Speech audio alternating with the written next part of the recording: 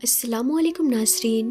प्यारे नाज़रीन, आज की इस वीडियो में हम आपको हुज़ूर नबी करीम सल्लल्लाहु ताला अलैहि वसल्लम की माँ हज़रत आमिना रज़ी अल्लाह ताला अन्हा की वफ़ात का वाक़या आपको सुनाएंगे। जी हाँ नाज़रीन, इस वाक़ये को सुनकर आपकी आंखों में भी आंसू आ जाएंगे। तो नाज़रीन, इस वीडियो को आखिर तक ज़रूर देखिएगा। नाज़रीन, एक दिन हज़रत आमिना ने मदीना जाने का इरादा बना लिया और हज़रत अब्दुल मुत्तलिब से आकर फरमाया कि बाबा जान, मैं कुछ दिनों के लिए अपने घर मदीना जाना चाहती हूँ, आप इजाज़त दे दें। हज़रत अब्दुल मुत्तलिब ने फरमाया कि ठीक है, चली जाओ। हज़रत आमिना ने सफ़र का सामान तैयार किया और अपनी कनीज़ उम्मे ऐमन और हमारे हुज़ूर नबी करीम सल्लल्लाहु ताला अलैहि वसल्लम को लेकर एक ऊँटनी से मदीना की तरफ चल पड़ी। उस वक्त हमारे हुज़ूर सल्लल्लाहु ताला अलैहि वसल्लम की उम्र मुबारक सिर्फ 6 साल थी। मक्का से मदीना की दूरी लगभग 400 किलोमीटर है। उस वक्त लोगों की आबादी बहुत कम थी। रास्ते में सन्नाटा ही सन्नाटा था। हर तरफ एक वीरानी और वहशत सी महसूस होती थी। लेकिन ये 3 लोगों का काफ़िला धीरे धीरे मदीना की तरफ बढ़ता जा रहा था। इस काफ़िले में मर्दों में सिर्फ एक 6 साल का बच्चा था। रास्ते भर हज़रत आमिना की आंखों में कभी आंसू भर आते और कभी दिल में एक तड़प उठती कि आज मैं अपने शौहर अब्दुल्लाह की कब्र पर जा रही हूँ। मैं जाकर मदीना में रहने वाले लोगों से पूछूंगी कि वो क्या मंजर था जब मेरे शौहर अपनी ज़िंदगी की आखिरी सांसें ले रहे थे, उन्हें कैसा दर्द था। मैंने तो अभी अपने शौहर के साथ एक ज़िंदगी की शुरुआत की थी। शादी को सिर्फ 2 ही महीने गुजरे थे कि वो मुझे हमेशा के लिए छोड़कर चले गए। आज 6 साल वक्त गुजर चुके हैं। मैं उन्हीं की यादों का सहारा बनकर ज़िंदगी गुजार रही हूँ। पुरानी यादों का एक तूफ़ान था जो हज़रत आमिना के दिलों में बरपा था। ऊँटनी मदीना की तरफ बढ़ती गई। 10 दिनों का सफ़र करके हज़रत आमिना मदीना में पहुँची। घर पहुँचते ही हज़रत आमिना ने जैसे ही अपनी अम्मी को 6 साल बाद देखा तो शौहर का वो गम जो अभी तक दिल में था उभर कर चेहरे पर आ गया और फिर हज़रत आमिना अपनी अम्मी से लिपट कर ज़ोर ज़ोर से रोने लगी। हज़रत आमिना के आंसू ही आज सारे घर वालों को उनकी दर्द भरी दास्तान सुना रहे थे कि इस 25 साल की नौजवान लड़की आमिना ने इतनी कम उम्र में कैसे कैसे गम बर्दाश्त किए हैं, लेकिन ज़ुबान से एक लफ्ज़ भी ना बोला। आज जब 6 सालों बाद अपनी माँ पर नज़र पड़ी तो हज़रत आमिना अपने आप पर काबू न कर सकी और अपनी अम्मी से लिपटकर सब कुछ कह डाला। हज़रत आमिना की अम्मी अपनी बेटी को दिलासा दे रही थी और कह रही थी कि बेटी परेशान ना हो, अल्लाह तुझे इसका बेहतर बदला अता फरमाएगा। हज़रत आमिना की अम्मी ने जब हुज़ूर सल्लल्लाहु ताला अलैहि वसल्लम को देखा तो बहुत खुश हुई और हर एक के सामने तारीफ़ें करते ना थकती कि ज़रा मेरे नवासी को तो देखो, अल्लाह ने उसे कैसी खूबसूरती अता फरमाई है। 2 दिनों बाद हज़रत आमिना अपने शौहर अब्दुल्लाह की कब्र पर पहुँची। कब्र के पास बैठकर बहुत देर तक रोती रही और दिल ही दिल में अपने शौहर से कुछ कह रही थी। शायद वो कह रही होंगी कि ए अब्दुल्ला, तुम मुझे इतनी जल्दी छोड़कर क्यों चले गए?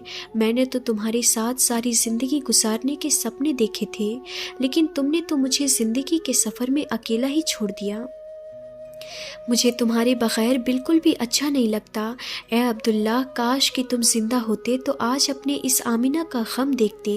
मैं तो घर में उम्मीद लगाए बैठी थी कि आप 2 महीने में वापस आ जाएंगे, लेकिन आप तो अभी तक वापस ना आए।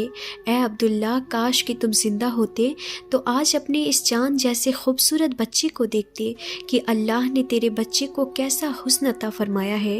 ए अब्दुल्ला, काश कि तुम ज़िंदा होते तो अपने इस यतीम बच्चे को अपने कांधों पर बिठाकर बाजारों में घुमाते, उसके लिए अच्छे अच्छे खिलौने लाते, उसे अपने हाथों से खाना खिलाते। लेकिन ए अब्दुल्ला, आज ये तुम्हारा चांद सा खूबसूरत बच्चा यतीम हो गया है। उसके सर से बाप का साया उठ चुका है। तेरा ये प्यारा बच्चा अपनी ज़ुबान से तो कुछ नहीं बोलता, लेकिन उसके दिल में भी मोहल्ले के दूसरे बच्चों को देखकर ये ख्याल ज़रूर आता होगा कि काश मेरे अब्बा जान भी ज़िंदा होते तो वो भी मुझे अच्छे अच्छे खिलौने ला कर देते। لیتے، مجھے بازاروں میں گھماتے اور مجھے پیارے پیارے کپڑے پہناتے۔ حضرت آمینہ اپنے شوہر کی قبر کے پاس بیٹھی برابر روئے جا رہی تھی، اور پھر شام ہوتے ہوتے اپنی باندی ایمن اور حضور صلی اللہ تعالیٰ علیہ وسلم کے ساتھ گھر واپس آ گئی۔ حضرت آمینہ نے 1 مہینہ اپنے مائکے مدینہ میں دن گزارا، اور پھر ایک دن اپنی ماں سے کہا کہ امی جان، اب میں گھر واپس جانا چاہتی ہوں، آپ مجھے اجازت دے دیں۔ اور ماں سے اجازت لے کر حضرت آمینہ مکہ کی طرف چل پڑی۔ اونٹنی پر سب سے آگے ہمارے حضور نبی کریم صلی اللہ تعالیٰ علیہ وسلم بیٹھے ہوئے تھے، پھر حضرت آمینہ اور سب سے پیچھے حضرت ایمن، اور پھر یہ تینوں لوگوں کا قافلہ مکہ کی طرف روانہ ہو گیا۔ 3 دنوں کے سفر کے بعد یہ قافلہ عرب کی سب سے ویران جگہ سے گزر رہا تھا۔ اس جگہ کا نام ابوا ہے۔ ہر طرف سناٹا ہی سناٹا تھا، گھنی جھاڑیاں، کالے سیاہ پہاڑ۔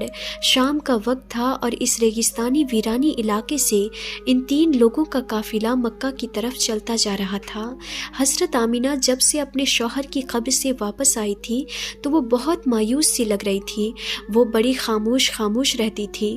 راستے بھر وہ اندر ہی اندر آنسوؤں کے گھونٹ پی رہی تھی، لیکن اپنے اس معصوم بچے کے سامنے کچھ بھی ظاہر نہیں کر رہی تھی کہ کہیں میرے بچے کو کوئی تکلیف نہ ہو۔ ابوا کے مقام پر پہنچ کر اچانک حضرت آمینہ کی طبیعت کو صحیح نہیں لگ رہا تھا، اور انہوں نے حضرت ایمن کو فوراً بتایا کہ مجھے ٹھیک نہیں لگ رہا ہے۔ حضرت ایمن نے حضرت آمینہ سے کہا کہ آپ پریشان نہ ہو، میں اونٹنی کو کسی اونچی جگہ پر روکتی ہوں، اور پھر حضرت ایمن اونٹنی کو ایک اونچے ٹیلے پر لے کر پہنچی۔ اس جگہ پر پتھر کا ایک درخت سا بنا ہوا تھا۔ انہوں نے حضرت آمینہ کو اونٹنی سے اتار کر اس پتھر پر لٹا دیا۔ حضرت آمینہ کو کچھ تکلیف سی محسوس ہو رہی تھی، شاید قدرت کو کچھ اور ہی منظور تھا۔ ہمارے حضور اپنی امی کو گھبرائی ہوئی نگاہوں سے دیکھ رہے تھے۔ وہ سمجھ نہیں پا رہے تھے کہ میری امی جان کو کیا ہو رہا ہے۔ حضور صلی اللہ تعالیٰ علیہ وسلم کی عمر اس وقت صرف 6 سال تھی۔ آنکھوں میں آنسو بھرے ہوئے تھے، دل گھبرا رہا تھا، اور بار بار ہمارے حضور اپنی امی کو کہہ رہے تھے کہ امی جان، آپ مجھ سے بات کیوں نہیں کر رہی ہو؟ آپ خاموش کیوں ہو؟ امی جان، مجھ سے بات کرو۔ حضرت ایمن کہہ رہی تھی کہ اے آمینہ، ہمت رکھو، تمہیں کچھ نہیں ہوگا، تم بالکل ٹھیک ہو جاؤ گی۔ لیکن حضرت آمینہ سمجھ چکی تھی کہ شاید اب جانے کا وقت آ چکا ہے۔ حضرت آمینہ تکلیف کی وجہ سے بار بار اپنی آنکھیں بند کرتی اور کھولتی۔ حضرت آمینہ آنکھ کھول کر اپنے اس 6 سال کے بچے کو دیکھتی اور دل ہی دل میں سوچتی کہ اب میرے اس یتیم کا کیا ہوگا؟ میرے بچے نے اپنے باپ کا سایہ تو دیکھا ہی نہیں، اور اب میں بھی اسے چھوڑ کر جا رہی ہوں۔ نہ بہن ہے نہ بھائی ہے، میرا بچہ اب کس کے سہارے جیے گا؟ لیکن ہمارے حضور صلی اللہ تعالیٰ علیہ وسلم اپنی امی کو ہلاتے اور روتے ہوئے پوچھتے کہ امی جان، آپ کو کیا ہو رہا ہے؟ شاید ہمارے حضور بھی کچھ سمجھ چکے تھے، لیکن پھر بھی 6 سال کا بچہ کیا جانے کہ اس کی ماں کو کیا ہو رہا ہے۔ آج تک ہمارے حضور صلی اللہ تعالیٰ علیہ وسلم نے کسی کو انتقال ہوتے ہوئے نہیں دیکھا تھا۔ آخر حضرت آمینہ پردہ فرمانے سے کچھ سیکنڈ پہلے زور لگا کر اپنی آنکھیں کھولی اور اپنے 6 سال کے بچے کے سر پر ہاتھ پھیرتے ہوئے کہا کہ بیٹا، پریشان نہ ہونا، اب میں جا رہی ہوں، لیکن ساری دنیا کو ایک ایسا بچہ دے کر جا رہی ہوں جو ساری کائنات کو روشن کر دے گا۔ اتنا کہہ کر حضرت آمینہ نے حضور کا سر اپنے سینے پر رکھ لیا اور اپنی آنکھیں بند کر لی۔ حضور صلی اللہ تعالیٰ علیہ وسلم نے محسوس کیا کہ میری امی کی کوئی آواز نہیں آ رہی ہے، تو سر اٹھا کر دیکھا تو حضرت آمینہ کی وفات ہو چکی تھی۔ ہمارے حضور اپنی امی کو ہلا رہے تھے اور کہہ رہے تھے کہ امی جان، اٹھو، مجھ سے باتیں کرو، آپ کے بغیر کہیں نہیں جاؤں گا، میرا مکہ میں آپ کے سوا کون ہے؟ ہمارے حضور صلی اللہ تعالیٰ علیہ وسلم روتے ہوئے اپنی امی کو اٹھا رہے تھے، اور حضرت ایمن بار بار ہمارے حضور کو دلاسا دے رہی تھی اور کہہ رہی تھی کہ بیٹا، تمہاری امی ہم سب کو چھوڑ کر جا چکی ہیں، وہ اب کبھی واپس نہیں آئیں گی۔ ہمارے حضور صلی اللہ تعالیٰ علیہ وسلم اپنی امی سے لپٹ کر رو رہے تھے اور ایمن سے کہہ رہے تھے کہ خالہ جان، میری امی جان کیوں نہیں اٹھ رہی ہے؟ وہ مجھ سے باتیں کیوں نہیں کر رہی ہے؟ میں اپنی امی کے ساتھ مکہ جاؤں گا، میرے ان کے علاوہ کون ہے؟ ہے۔ ناظرین، وہ کیا ڈراؤنا منظر ہوگا کہ مکہ مدینہ کی آبادی سے بہت دور ایک سنسان علاقے میں 6 سال کا بچہ اپنی ماں سے لپٹ کر رو رہا ہے اور اپنی ماں کو اس دنیا سے گزرتے ہوئے دیکھ رہا ہے۔ شاید اس دن آسمان کے فرشتے بھی رو دیے ہوں گے۔ اس وقت ہمارے حضور صلی اللہ تعالیٰ علیہ وسلم کے پاس صرف حضرت ایمن تھی، جو کہ گھر کی کنیز تھی۔ گھر کی کنیز سے کیا دلاسا مل سکتا تھا؟ ناظرین، اگر اللہ چاہتا تو حضرت آمینہ کو مدینہ میں وفات دے سکتا تھا۔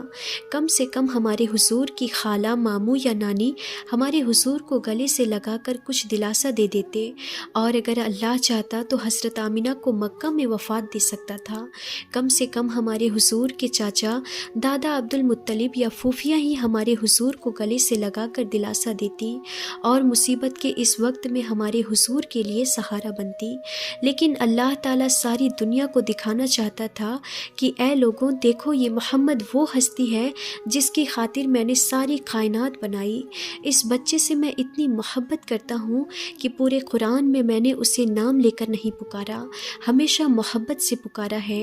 اے لوگوں، یہ محمد وہ بچہ ہے کہ جس کے ایک اشارے پر آسمانوں میں تہلکہ مچ جاتا ہے، جس کے دعا کے ہاتھ اٹھتے ہی میں دنیا کے نظام ہی بدل دیتا ہوں، جس کی انگلی کے اشارے پر میں چاند کے 2 ٹکڑے کر دیتا ہوں۔ اے لوگوں، یہ محمد وہ ہستی ہے جسے میں نے سارے جہان کی خوبصورتی دی ہے۔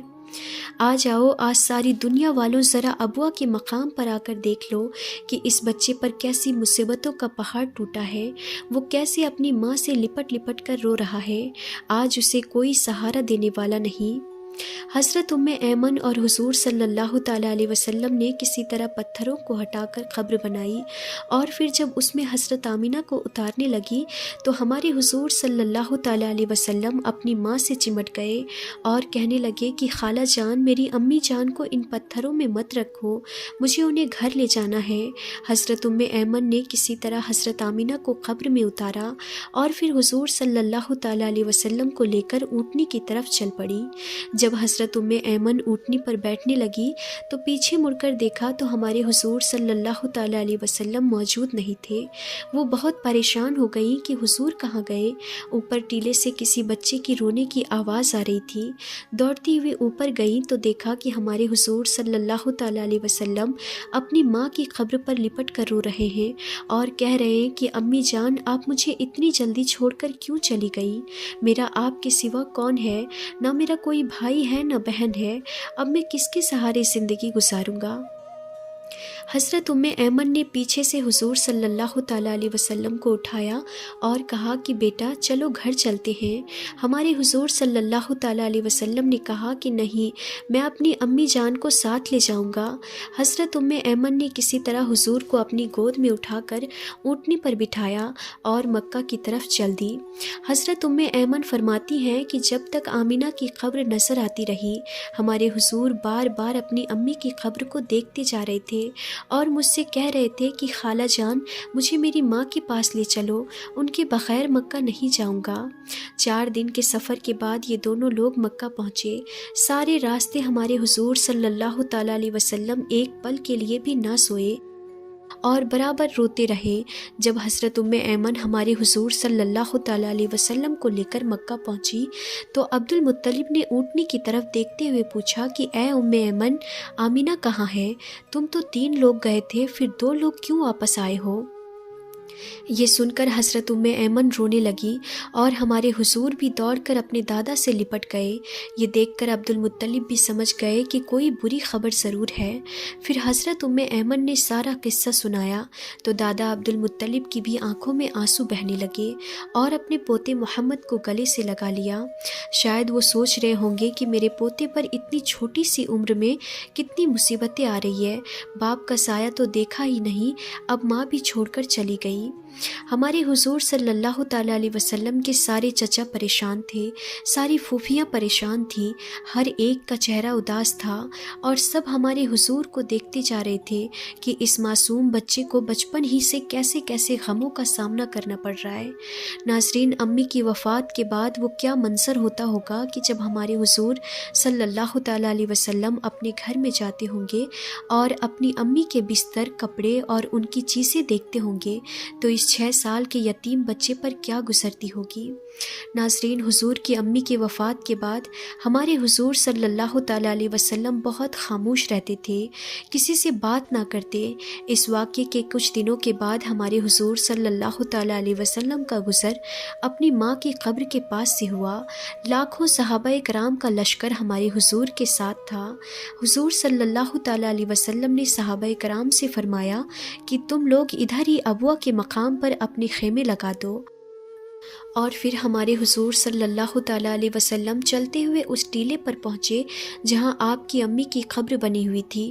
اس وقت ہمارے حضور صلی اللہ تعالیٰ علیہ وسلم اپنی ماں کی قبر سے لپٹ کر ایسا روئے تھے کہ سارے صحابہ کرام بھی اپنے آنسو نہ روک سکے۔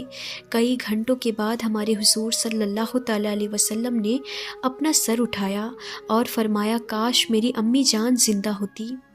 بچپن میں ماں کی وفات کے بعد دادا عبد المطلب نے اپنے پوتے محمد کو اپنی کفالت میں لے لیا، اور پھر ہمارے حضور صلی اللہ تعالیٰ علیہ وسلم اپنے دادا عبد المطلب کے گھر زندگی گزارنے لگے۔